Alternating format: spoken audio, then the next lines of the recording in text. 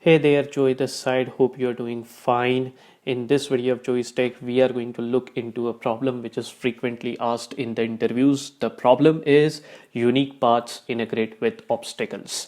This is a matrix problem since it is frequently asked in the interviews. Hence, I consider it as a very important problem.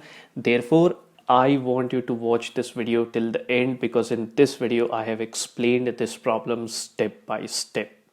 Now let's see what the problem statement has to say. So the first thing you are given is a m by n matrix. Alright, so it has m rows and n columns. That's what m by n means. In this matrix, you can move either in the right direction or you can move downwards. Alright, so you can just move in two directions only and you have two choices only. One is you can either move in the right direction or you can move down. So if you are standing at let's say cell I comma j, then you can move right. So the next cell on which you can move is I j plus 1. Now if you have to move down, so and you are standing at I comma j, then the next cell you are going to be moving to will be I plus 1 comma j. Now the ask is that you need to find the number of unique paths to reach the cell mn. That means the bottom right corner of the matrix. Okay, and if you are starting from 0 comma 0, that means if you are starting from the top left corner of the matrix, then you have to count the number of paths using which you can reach the bottom right corner of the matrix if there are few obstacles present. The ask here is very simple, that you need to find the number of unique paths to reach the cell m comma n, which is the bottom right corner of the matrix if there are obstacles present. So you are going to be starting from the top left corner, which is the position 0 comma 0. You have to reach the bottom right corner. Now you need to determine in how many ways you can reach the end of the matrix if there are certain obstacles present. Now you are going to ask naturally, what are these obstacles? So let's look at them. All right, so this is our matrix. All right, so the obstacle is actually denoted by the number 1. Okay, so as you can see, this arrow indicates that you will be starting from here, and this arrow indicates that you have to reach here and you will be exiting from here.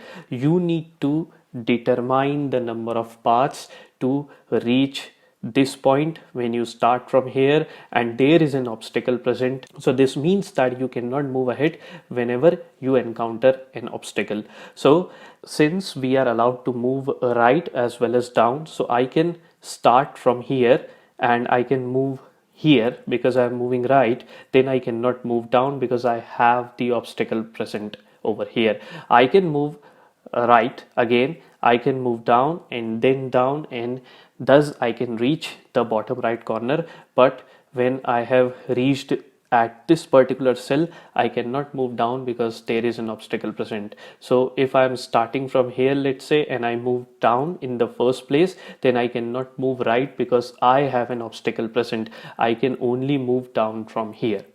So we need to come up with a dynamic programming algorithm for this problem, which we are going to do in our framework. But before that, I just want you to subscribe to my channel if you haven't done it yet already, and hit the bell icon because that impacts my ability to create such videos for you in a direct manner. Now let's move to the framework and solve this problem. So you can see that I have put down the problem matrix over here. This is a 3 by 3 matrix. This cell indicates that there is an obstacle present. All the zeros in the cells indicate that we can just pass smoothly from those cells. Now this is the solution matrix that we are going to fill, and this cell over here is going to give us our solution. That is the total number of ways to reach from the starting point, the top left corner, to the bottom right corner of the matrix if there is an obstacle present. We are going to apply the dynamic programming technique over here and we will begin solving it from this particular cell. Now what is the value that we are going to put in this cell? So if we are starting from this cell and we have to reach this cell, there is one way by which we can reach. So I am going to put 1 over here. Now in the problem statement it has been given that we are allowed to move right as well as move down. Okay, so I am allowed to move right from here. So to reach this particular cell, there is also one way by which I can reach this cell.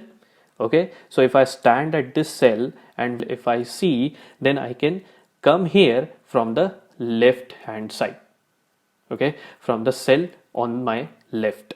So I am simply going to pass this value here. That is how the algorithm is going to work. Now coming to this cell, if I stand here, I can come to this cell from the cell on the left. So here the value is 1.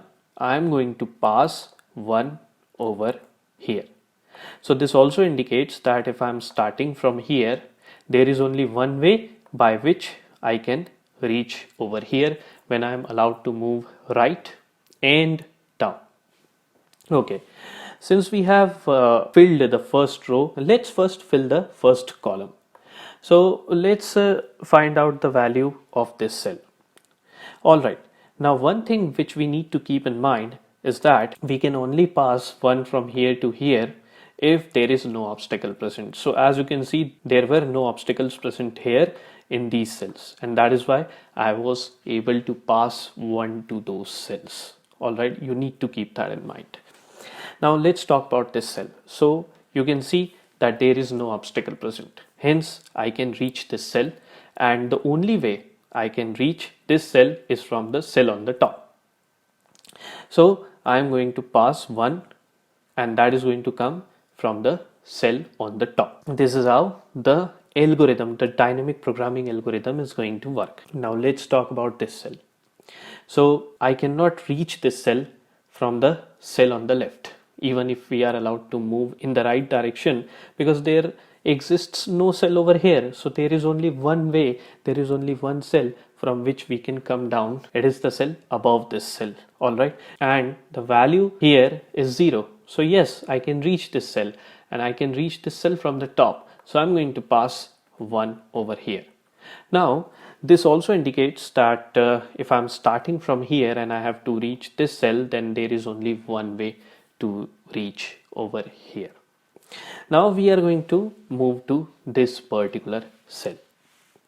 So over here you can see there is an obstacle present. So no way I can reach this particular cell. Hence straight away I am going to put 0 over here, because there are 0 ways to reach this particular cell, because it is an obstacle, it's a hurdle. Maybe there is a wall present. Or now we are going to talk about this cell. We are going to determine the value of this particular cell. First check whether the value is 0. Yes, it is 0. So we are allowed to move to this particular cell. So there are two directions from which we can reach this cell. One is from the cell on the left, and one is from the cell above. So I can't reach here from the cell on the left because it is a hurdle, right? There is 0 over here, and that is why I am not going to consider it. Alright, the only way I am going to reach this particular cell is from the top. So the value of this cell is going to be the addition of the value of this cell, that means the cell on the top, and the cell on the left. So what I am telling you is that even though we know that we are not allowed to come from here, but the algorithm doesn't know that. The algorithm is only going to see 0, and that is how it is going to know, yeah, there is an obstacle present. Hence we will have to add 0 to this one. Okay, so anyways I am going to get 1 over here. Alright, and this also indicates that there is only one unique way to reach this particular cell if we are starting from here. Okay, now let's talk about this cell. So there is only one direction from which I can reach this cell, and that is from the left hand side. Okay, so here the value is 1, and obviously I cannot come from the top because this is an obstacle cell. Okay, so the algorithm, what the algorithm is going to do, it is going to calculate the value of this particular cell as the addition of this value and this value, which is going to come out as 1. Remember that we are creating an algorithm. Now we know that yes, we cannot come from the top, but we'll have to tell algorithm that we cannot come from the top. So the way to tell the algorithm is by putting 0 over here, but we need to do the addition of this cell and this cell. And if you are confused related to that, then it is going to be crystal clear when we are going to calculate the value of the last cell, okay, which is this. So over here it is also 0, okay. So yes, we can reach this particular cell. All right, now from which all directions we can reach this cell? So we can come from the top and we can come from the left. Now you see that there are no zeros present. That means there are no obstacles over here, okay. So what we have to do, we have to add this value with this value. So 1 and 1 are going to give me 2, and I'm going to put 2 over here, and 2 is my answer. This means that when an obstacle is present over here, then there are two unique ways to reach the last cell of the matrix if we are starting from the first cell. So the two ways are, one way is this, all right, and another way is this, okay. I hope now it is clear to you why we were adding the value of the cell on the top and the cell on the left hand side even when the obstacles were present, because that is how we are going to train our algorithm. That is how the algorithm is going to work.